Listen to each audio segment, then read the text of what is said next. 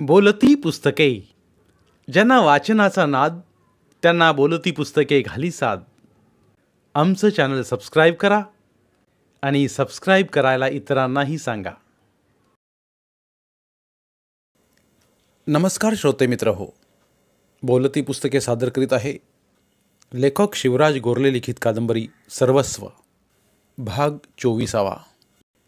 Chairs.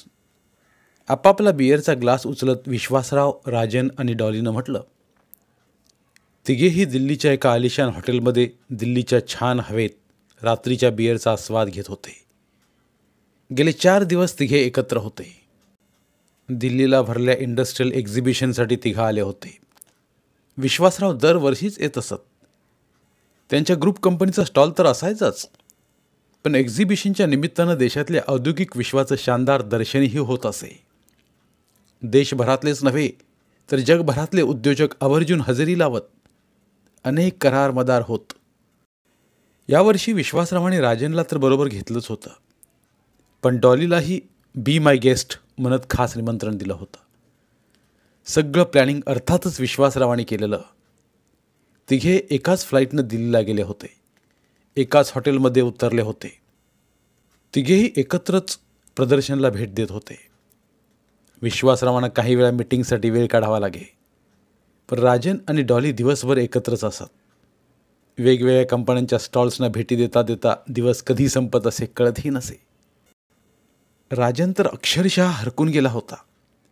त्याला शाळेत असतानाचे दिवस आठवत होते. त्या वयात ही दुकानाच्या शोकेसमधल्या नव्या नव्या आकर्षक वस्तू बघत तो तासन तास हिंडत असे. इथे तर देशविदेशातले अत्याधुनिक तंत्रज्ञान एकाच प्रदर्शनात अवतरलं होतं. नवी प्रॉडक्ट्स, नवी टेक्निक्स, नवी ॲप्लिकेशन्स, अक्षरशः काय पहावं आणि काय नको अशी त्याची अवस्था झाली होती.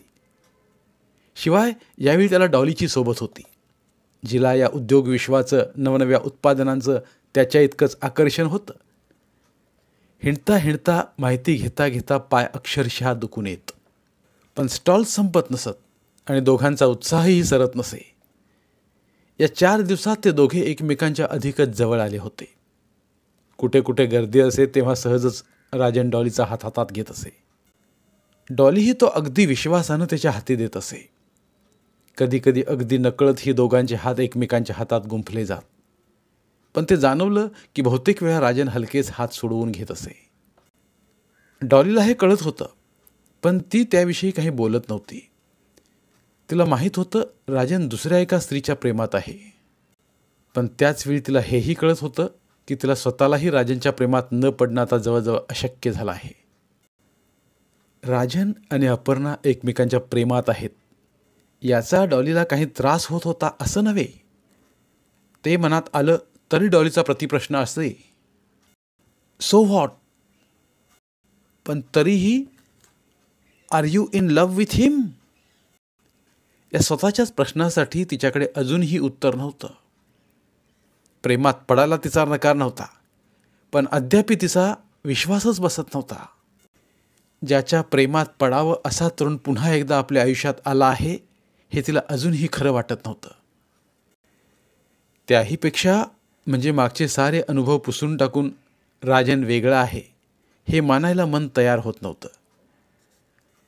असं किती दिवस ओळखतो आपण त्याला?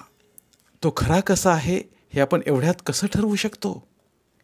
या प्रश्नावर तिनं स्वतःला थोपवून धरलं होतं. पण ते सारं मेंदूच्या पातळीवर चाललेलं होतं. ज्याला हृदय म्हणतात ते मात्र आता आतुर होत होतं, आणि शरीरही. शेवटी तीही हाडामासाची स्त्री होती, तरुण होती आणि एका हुशार उमद्या तरुणाच्या सहवासात होती. या अगोदर ते भेटत होते त्यावेळी सारं बोलणं व्हायचं ते कामावर. यावेळीची गोष्ट जरा वेगळी होती. कामाचं प्रेशर नव्हतं. शिवाय ते 4 दिवस सतत एकमेकांच्या सहवासात होते.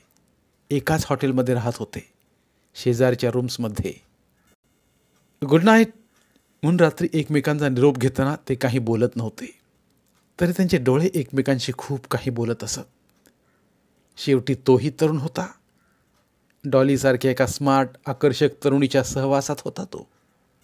मनात आलं असतं तर एखाद्या रात्री कुठल्याही क्षणी तो डॉलीच्या रूमवर हलकेच नॉक करू शकत होता, पण तसं तो काही करत नव्हता.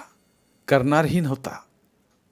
मात्र शेजारच्याच रूममध्ये तो आहे ही जाणीव रात्री उशिरापर्यंत डॉलीच्या तनामनात जागी असायची. त्याच्या सहवासातले दिवसभरातले क्षण, त्याचं हसणं, बोलणं, त्याचे स्पर्श हे सारं मनाशी रिप्ले करीत डॉली हलकेच झोपेच्या अधीन व्हायची. राजन डॉलीची ही नवी जवळीक विश्वासरावांनाही जाणवली होती. आजवर केवळ कामाच्या संदर्भात असलेलं त्यांचं नातं काही नवं वळण घेतंय हे त्याने ओळखलं होतं आणि त्यांना ते भावलंही होतं. त्यामुळेच ते काही ना काही निमित्त काढून दूर होत, दोघांना जास्तीत जास्त एकांताची संधी देत. राजन अपर्णाचं अगदीच अनपेक्षितपणे जुळलेलं प्रेम स्वीकारणं त्यांना सुरुवातीला काहीसं जड गेलं होतं. पण शेवटी त्यांच्या उमदेपणानं असूयेवर मात केली होती. अपर्णावर त्यांचं प्रेम होतं, तरीही त्यांची काही अपेक्षा अशी नव्हतीच. अपर्णानं आनंदात असावं एवढंच त्यांच्या प्रेमाचं स्वरूप होतं आणि राजनच्या सहवासात अपर्णाचं सर्वांगीण बहरलेलं जगणं पाहून तेही सुखावले होते. नंतर तर ते स्वतःही राजनच्या प्रेमात पडले होते. हे सारं असलं तरी राजन अपर्णाच्या प्रेमाचं भवितव्य काय हा प्रश्न त्यांना अधूनमधून अस्वस्थ करीत होता. राजन अपर्णाला आयुष्यभराची साथ देऊ शकेल का याबद्दल ते संशयकच होते. त्यातच गेल्या 4 दिवसातील राजन डॉलीची वाढती जवळीक पाहून त्यांचं मन सांगत होतं, yes, this is the pair, they are like made for each other. त्या दोघांचं नातं फुलावं असं त्यांना अगदी मनापासून वाटत होतं. तरी एका प्रश्नाचं उत्तर त्यांना मिळत नव्हतं. डॉलीसाठी राजन अपर्णापासून दूर झाला तर अपर्णा ते कसं स्वीकारेल? तीही ते उमद्या मनानं स्वीकारेल की मोडून पडेल, खचून जाईल? नात्यांच्या या खेळाला कुठलं वळण द्यायचं हे आता एकतर नियतीच्या हाती होतं, नाहीतर राजनच्या. आणि नियतीवर नसला तरी विश्वासरावांचा राजनवर खूप विश्वास होता. कितीतरी वेळ आपण आपल्याच विचारात दंग आहोत हे जाणवलं तसं विश्वासरावांनी चटकन राजनकडं पाहिलं. बिअरचे घुटके घेत तोही स्वतःतच हरवलेला होता. विश्वासरावांनी डॉलीकडे पाहिलं. तीही स्वतःतच दंग होती. एरवी तिघे एकत्र असले की भरभरून बोलत असत. आज मात्र कितीतरी वेळ तिघेही गप्प गप्पच होते. दिल्लीतला आज शेवटचा दिवस होता.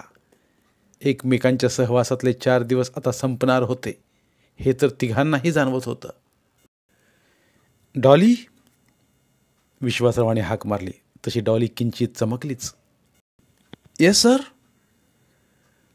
R you enjoying the beer or are you lost somewhere? No sir, I am enjoying. In fact, I have enjoyed every moment of this trip. All thanks to you. My pleasure, Dolly. मी तर काय दरवर्षीच येतो, पण यावेळी तुम्ही दोघं बरोबर होतात त्यामुळं मजा आली. Wonderful exhibition, wonderful company. आता दरवर्षी असंच यायचं काय राजन? ऑफकोर्स सर, राजननं म्हटलं. मला नक्कीच आवडेल. You don't sound so convincing dear, डॉलीनं म्हटलं. Why so Rajan? विश्वासरावांनी प्रश्न केला. काही नाही सर. अरे बोल ना. माझ्या डोक्यात जरा वेगळाच विचार आला होता. कुठला? सर, आजपर्यंतची माझी हिस्ट्री फारशी चांगली नाही आहे. कुठेही फार काळ टिकत नाही मी. त्यातच जेव्हा मी कुठेतरी खरंच रमून जातो नेमकं तेव्हाच काहीतरी घडतं आणि मग सगळं संपतं. यावेळी ते संपणार नाही Rajan. I hope so. I am sure about it. But sir, history repeats it self. It won't this time. Again I hope so. Again I am sure about it. आणि मला का तशी खात्री वाटते याचं कारणही सांगू शकतो मी. सांगा ना. मला सांग, आजपर्यंत तुला कधी अशी माणसं भेटली होती? अपर्णा, मी, डॉली? नाही सर. That's the point. अशा माणसांना सोडून आता तू कुठेही जाऊ शकत नाहीस आणि जाण्याचा प्रयत्न केलास तरी आम्ही तुला जाऊ देणार नाही. What do you say Dolly? Absolutely, डॉलीनं म्हटलं. मी तर चेननं बांधून ठेवीन तुला. कसा पळून जातोस बघतेच. राजन फक्त हसला. हसू नकोस, आय मीन इट, डॉलीनं ठणकावलं. फक्त एकच आहे डॉली, विश्वासरावही हसत म्हणाले. काय सर? तुला ती शोधावी लागेल. काय? या माणसाला बांधून ठेवता येईल अशी चेन. दॅट्स ट्रू, डॉलीनंही हसतच दुजोरा दिला. तेवढ्यात राजनचा मोबाईल वाजला. अपर्णाचाच फोन होता. हा बोल अपर्णा. राजन, तुम्ही उद्या नक्की निघताय ना? ऑफकोर्स, फ्लाईटची तिकीटं बुक झाली आहेत. का ग? काही नाही, इकडे जरा प्रॉब्लेम झाला आहे. कसला? आपल्या दिवाळी अंकाचा. का? काय झालं? काही नाही, टेक्निकल प्रॉब्लेम आहे. तू आल्यावर सांगते, पण म्हटलं तू नक्की येतोयस ना ते कन्फर्म करावं. हो हो, उद्या संध्याकाळपर्यंत पोहोचतोय. तू टेन्शन घेऊ नकोस. आपण बघू काय करायचं ते. ओके? हो. काय करतोयस? काही नाही, तिघे बियर घेतोय मस्तपैकी. बरं चल, ठेवते मी. Okay, bye dear. Bye. Any problem Rajan? विश्वासरावाने विचारलं. हा, मनसुखच्या दिवाळी अंकाचा काहीतरी प्रॉब्लेम झालाय म्हणत होती अपर्णा. डोंट वरी राजन, विश्वासरावाने म्हटलं. Just let me know. काय असेल तो प्रॉब्लेम सोडवून टाकू आपण. Now let's order food. Aparna अक्षरशः डोळ्यांत प्राण आणून राजनची वाट पाहत होती. राजन आला तसं तिने त्याला हाताला धरून आउट हाऊसमधल्या मनसुखच्या ऑफिसमध्ये नेलं. ऑफिसमधला छोटासा स्टाफही एकदम गप्प गप्प गंभीरच होता. काय झालं काय अपर्णा? राजनने विचारलं. खूपच गोंधळ झालाय, अपर्णानं म्हटलं. मला तर काही खरं दिसत नाहीये. अगं पण काय झालंय ते तर सांगशील. हे बघ राजन, मराठीत जवळजवळ 100-150 दिवाळी अंक निघतात. त्यामुळं या पिरियडमध्ये सगळे आर्टिस्ट प्रिंटर्स यांच्याकडे टाईट शेड्यूल असतं. त्यातून आपला पहिलाच अंक आहे. वितरकांनी मला स्पष्ट बजावलंय, मॅडम आम्ही तुमचा भरपूर अंक उचलतो, पण काही झालं तरी दिवाळीच्या आधी किमान 1 आठवडा अंक बाजारात यायला हवा. त्यांचं बरोबरच आहे. हो ना, मी तसं सगळं प्लॅनिंगही केलेलं होतं, पण आपल्या आर्टिस्टनं घोळ करून ठेवला आहे. म्हणजे? अरे, यावेळी जवळजवळ 220 पानं लावायचीत. मजकूर सगळा DTP करून प्रूफ रिडिंग वगैरे करून केव्हाच तयार झाला आहे. चित्र, कार्टून्स तीही रेडी आहेत. आता प्रश्न लेआउटचा आहे. या माणसाकडे मी 15 दिवसांपासून फॉलोअप करते. त्याचं एकच उत्तर, काम चालू आहे.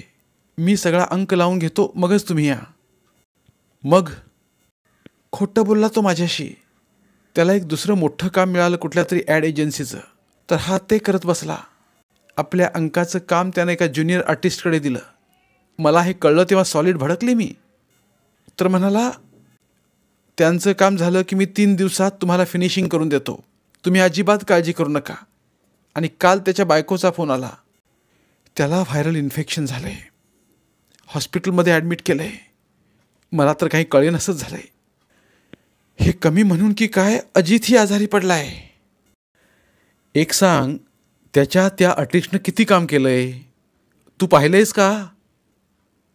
त्यानं सगळा अंक केलाय रे, पण इतकं वाईट काम केलंय की विचारू नकोस. सगळी अब्रू जाईल आपली. अरे, साध्या काही ॲड्स कंपोज करायच्या होत्या, त्यासुद्धा इतक्या हॉरिबल केल्या आहेत की त्या जाहिरातदारांना तोंड नाही दाखवता यायचं आपल्याला. दुसरा कोणी आर्टिस्ट नाही आहे? आर्टिस्ट तसे चिक्कार आहेत रे, पण आपल्याला चांगला आर्टिस्ट हवा ना. आणि या सीझनला कुठला चांगला आर्टिस्ट फ्री मिळेल? आर्टिस्टचं तर सोड, मला प्रिंटरचाही फोन आला होता. तुम्हाला दिलेल्या तारखेला तुम्ही मॅटर दिला नाही तर आम्ही दुसरा अंक प्रिंटिंगला घेऊ. तिथे सुद्धा अक्षरशः मारामारीच असते. आणि आपली तर अशी परिस्थिती आहे की दिवाळीच्या आधी आठवडा वगैरे तर सोडाच, दिवाळीत तरी अंक निघेल की नाही याची शंकाच आहे. काय करू शकतो आपण? दिवाळीनंतर अंक बाजारात आला तर जी काय आपण अब्रू कमावली आहे ती सगळी बाजारातच विकावी लागेल. ज्यांनी ॲड्स दिल्यात ते पेमेंट तरी करतील का? परिस्थिती गंभीर होती खरी. काही वेळ विचार करून राजननं म्हटलं, मला एक सांग, जर अंक आठवडाभर अगोदर यायला हवा असेल तर केव्हा तयार व्हायला हवा? म्हणजे अजून किती दिवस आहेत आपल्या हातात? राजनचा प्रश्न ऐकूनही अपर्णा काही बोलली नाही, फक्त त्याच्याकडे बघत राहिली. अगं बोल ना, अजून किती दिवस आहेत आपल्या हातात? मला सांगायची ही लाज वाटते. चूक माझीच आहे. मी मूर्खासारखी त्याच्यावर विसंबून राहिले. अपर्णा, अजून किती दिवस आहेत अंक लावण्यासाठी? 240 पानं आहेत राजन. दिवस किती आहेत? 3. 3 दिवसात पूर्ण लेआउट झाला तर शेड्यूलप्रमाणे अंक 1 आठवडा अगोदर मार्केटमध्ये येऊ शकतो? हो. ठीक आहे, आपण प्रयत्न करूया. अरे पण करणार कोण? डॉली. डॉली? हो, ती करू शकेल. मी विचारून पाहतो. ती कमर्शियल आर्टिस्ट आहे? नाही, तिला व्हिज्युअलचा लेआउटचा सेन्स जबरदस्त आहे. शिवाय कॉम्प्युटर ऑपरेटिंगला तर ती बाप आहे. एकच प्रॉब्लेम आहे, मराठीच्या बाबतीत आनंद आहे, पण वाचू शकते. शिवाय आपण आहोतच. कॉपी सगळी तयार आहे ना? हो. मग ठीक आहे, मी तिला विचारून बघतो. अरे पण फक्त 3 दिवस आहेत. चुकतेस तू. म्हणजे? फक्त 3 दिवस नाही आहेत, 3 दिवस आणि 3 रात्री आहेत आपल्या हातात. मी जरा बाहेर गेलो तर चालेल का? कशाला? मोबाईलवरून डॉलीशी बोलतो. मग त्यासाठी बाहेर कशाला जायला हवं? तिला कसं पटवायचं ते मी बघतो. ते तू न ऐकलेलं बरं. ठीक आहे बाबा, तुझी मर्जी. आलोच मी, म्हणत राजन बाहेर गेला. अपर्णा मात्र डोक्याला हात लावून बसूनच राहिली. 15 मिनिटांनी राजन परत आला. Cheer up dear, she is coming. केव्हा? उद्या सकाळी 10 वाजता. तू एकच कर, त्याचा कम्प्युटर उचलून इथे आणून ठेव. ओरिजिनल ड्रॉइंग्स, फोटो, सगळी फाईल्स ही घेऊन ये. आणि हो, तो त्याचा कोण ज्युनियर आर्टिस्ट आहे त्यालाही यायला सांग. येईल ना तो? नाही आला तर त्यालाही उचलून घेऊन येईन. That's the spirit. उद्या दिवसभर असेल ना ती? फक्त दिवसभर नव्हे, रात्रभरही. खरंच म्हणतोयस का तू हे? म्हणजे काय? त्याशिवाय काम होणारच नाही. रात्रभर जागायचं? हो, नुसतं जागायचं नाही, काम करायचं. मग परवा? ते परवा सकाळी ठरवू. उद्या तिला येऊ तर दे. धन्यवाद. उर्वरित कादंबरी पुढील भागात. मराठीतील प्रतिभावंत लेखकांचं साहित्य, कथा, कादंबऱ्या ऐकण्यासाठी आमचं बोलती पुस्तके हे चॅनल सबस्क्राईब करा.